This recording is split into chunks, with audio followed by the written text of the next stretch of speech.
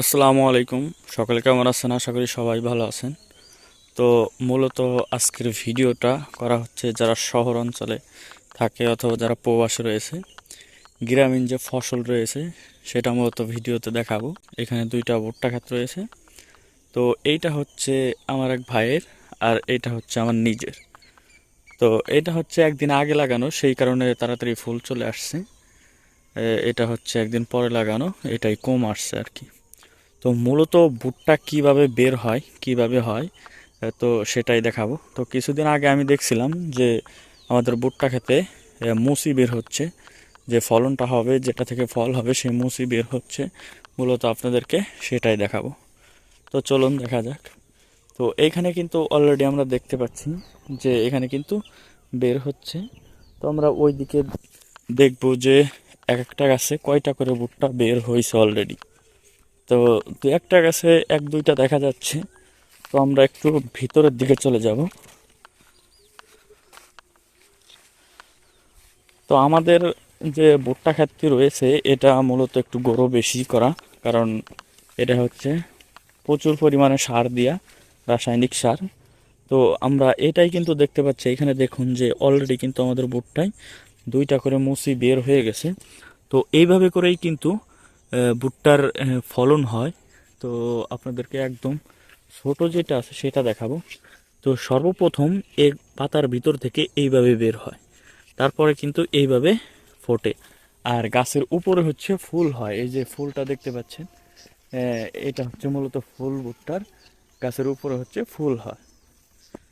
তো কতকটায় তিনটা করে বের হয়েছে, সর্বোচ্চ তিনটা, আর বেশিরভাগই দুইটা। তো একটা একটু কমই হয়। তো অনেক ভুট্টার জাত ভিন্ন ভিন্ন টাইপের আছে, সেইগুলাই দেখা যায় যে একটা করে হয়। তো এখানে ম্যাক্সিমামই হচ্ছে দুইটা। এইখানে এই যে আর একটা বের হচ্ছে, এইখানে রয়েছে দুইটা করে। তো আমরা কিছুদিন আগে দেখছিলাম যে একটা গাছে তিনটা পর্যন্ত বের হয়েছে। তো সেইটা মূলত আপনাদেরকে দেখাবো। তো এটা হচ্ছে শীতকালীন ভুট্টা, শীতকালে যে জাতটা লাগানো হয় সেইটা। তো সাথেই থাকুন, আপনাদেরকে দেখাচ্ছি। তিনটা পর্যন্ত বের হয়েছে।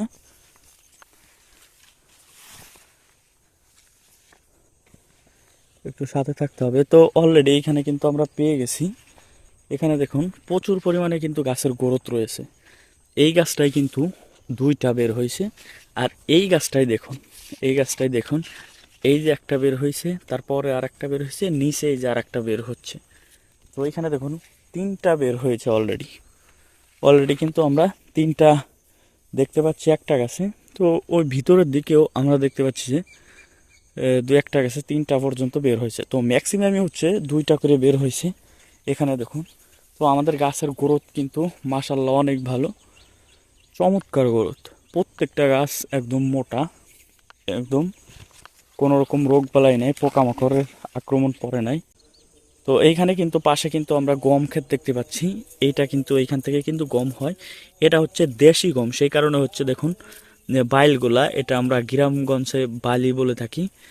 আর এটা হচ্ছে হাইব্রিড, সেই কারণে দেখুন এটা কিন্তু প্রচুর পরিমাণে বড় রয়েছে।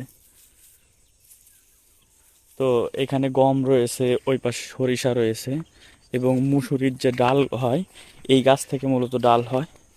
এই দেখতে পাচ্ছেন এই যে যে ফল রয়েছে, এই ফল থেকে কিন্তু পাকার পরে ডাউল বের হয়, সেগুলা কিন্তু প্রতিনিয়ত মানুষ রান্না করে খায়।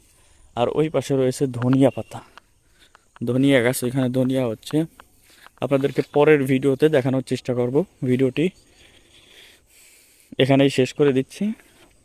আসসালামু আলাইকুম, সবাই ভালো থাকবেন।